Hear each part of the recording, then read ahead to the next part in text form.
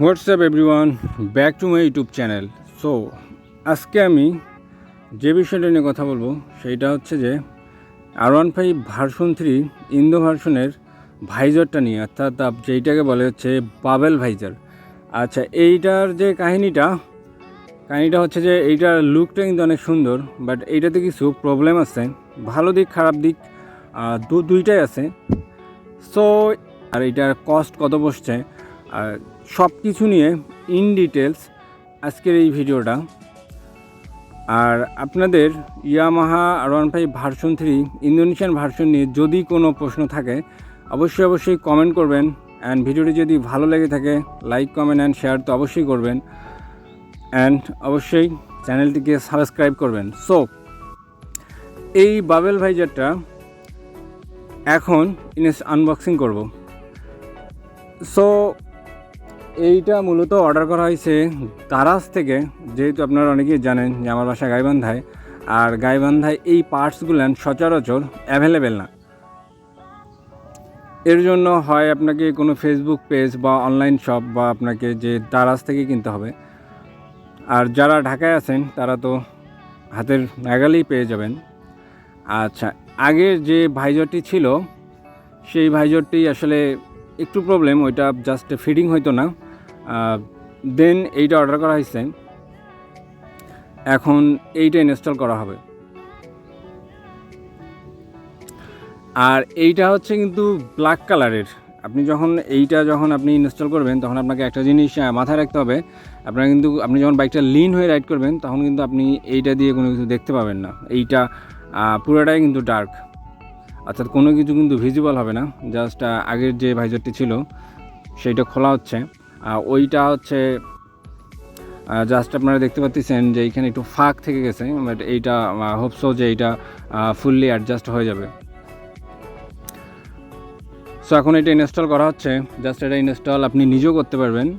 স্ক্রুগুলো just এটা দুই পাশে দুইটা করে স্ক্রু থাকে, ওইটা আপনারা খুলে এইটা আপনারা ইনস্টল করে নিতে পারেন। আর যদি মনে করেন যে আপনি মেকানিকের কাছে যাবেন, সো তারাও করে দেবে। যেহেতু আমরা আরও কিছু কাজে আসছি, দেন আমরা এই জন্য এটা ইনস্টল করে নিচ্ছি।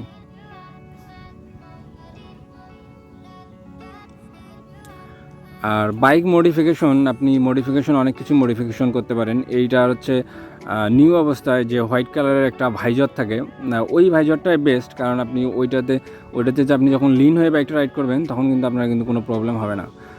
জাস্ট এইটা এখন ফিটিং হয়ে গেছে, এখন জাস্ট স্ক্রুগুলো লাগিয়ে দিলেই এটা বোঝা যাবে যে এটা আসলে অ্যাডজাস্টমেন্টটা ঠিক আছে কি না। যেহেতু আগের যে ভাইজারটি লাগানো ছিল ওইটা কিন্তু সেইভাবে অ্যাডজাস্ট হয়নি, যার কারণে আবার এটা ইনস্টল করা লাগতেছে।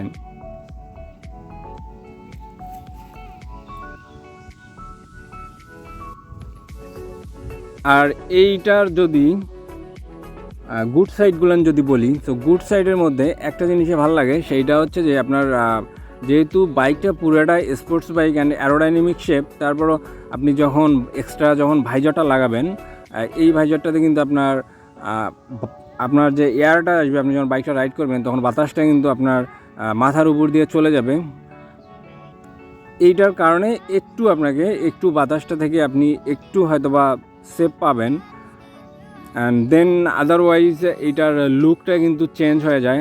আগের যে ভাইজারটি লাগানো ছিল বা এটার অরিজিনাল যে ভাইজারটা হোয়াইট কালারের ছিল ওইটার চেয়েও কিন্তু এইটার লুকটা কিন্তু টোটালি কিন্তু change.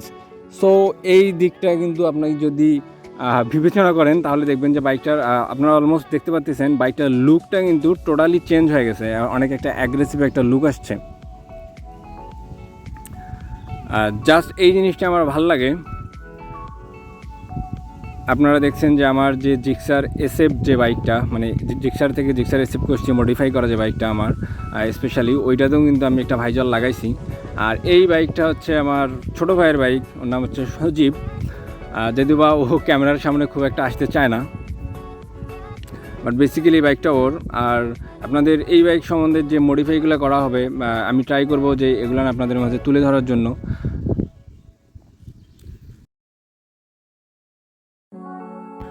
Just look at this bike.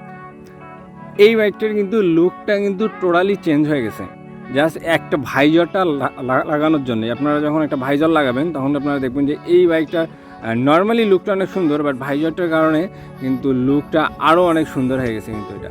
এখন যদি আসি এই বাইকটার খারাপ দিকগুলো নিয়ে, মানে এই ভাইজারটার খারাপ দিক, এই ভাইজারটার মেইন যে খারাপ দিকটা, আপনি যদি হাই স্পিডে আপনি যদি আপনি যখন টপ স্পিড যখন ওঠাতে যাবেন, যখন আপনি টোটালি লিন হয়ে যাবেন, তখন আপনি এই ভাইজারটা দিয়ে কিন্তু কোনো কিছু ভিজিবল হয় না। জাস্ট আপনার এইটাই একটা খারাপ দিক আমার কাছে মনে হয়েছে। আদারওয়াইজ লুক তো অনেক সুন্দর, বা আদারওয়াইজ আর কোনো প্রবলেম নেই। এখন আসি যদি এই বাইকটার এই ভাইজারটার প্রাইস নিয়ে, এই ভাইজারটার প্রাইস পড়ছে অলমোস্ট টোটাল খরচ মিলে 750-800 টাকার মতো। আপনি যখন সরাসরি আপনি যখন দোকান থেকে কিনবেন, তখন হয়তো বা দেখা যাবে যে 550 থেকে 600 টাকার মধ্যে পেয়ে যাবেন। আর এইটা নর্মালি এটার প্রাইস। সো এই ছিল আজকের ভিডিও। অ্যান্ড এগেইন একটা কথা বলি, thank you watching my videos.